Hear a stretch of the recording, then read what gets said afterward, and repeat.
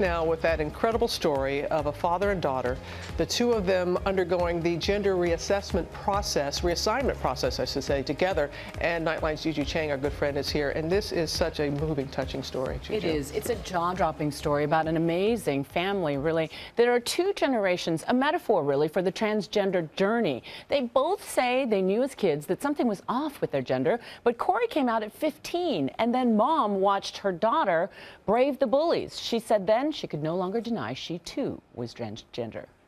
They've always had a special mother-son bond, but together they transitioned to father-daughter, learning from each other every step of the way.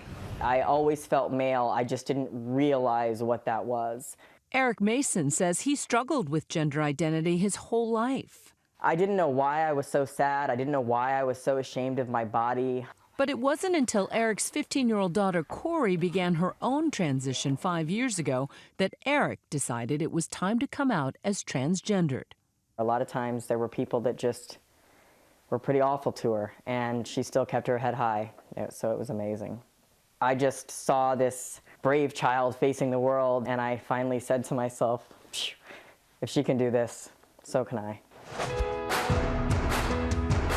Last year, Corey's transgender anthem went viral, raising anti-bullying awareness, something she says she's experienced plenty of. It's been hard because I would get spit on, called names, shoved. It was hard because at one point I almost wanted to kill myself. Sharing their incredible journey together with the world to help others who may be struggling. I think Corey's transition brought about a lot of education, brought about a lot of us researching what it meant to be transgender. Eric says his 5 kids still call him Mom.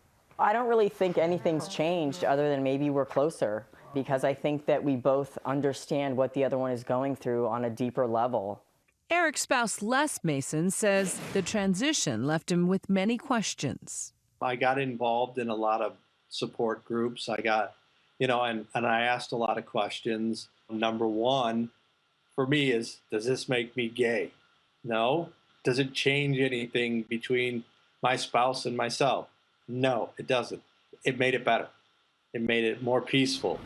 But ultimately, they say it strengthened their marriage. It's not about the shell that you walk around in.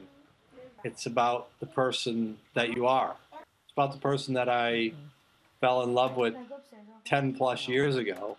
Les's acceptance and support has shown Eric another side to his husband. This is a different side of him that I didn't know existed. The acceptance and just the respect and the admiration, it made me fall in love with him all over again. What a love story. Of course, Eric and Corey have both undergone years of counseling and a mental health assessment before starting hormones. Mom, you should know, had a double mastectomy, but it's all in line with the international guidelines for gender reassignment. To see your child going through something like that, and then to give you the courage to do it yourself. To be inspired yes, like that for your together. Child. Yeah. Thank you for sharing that with us, Juju. We appreciate that.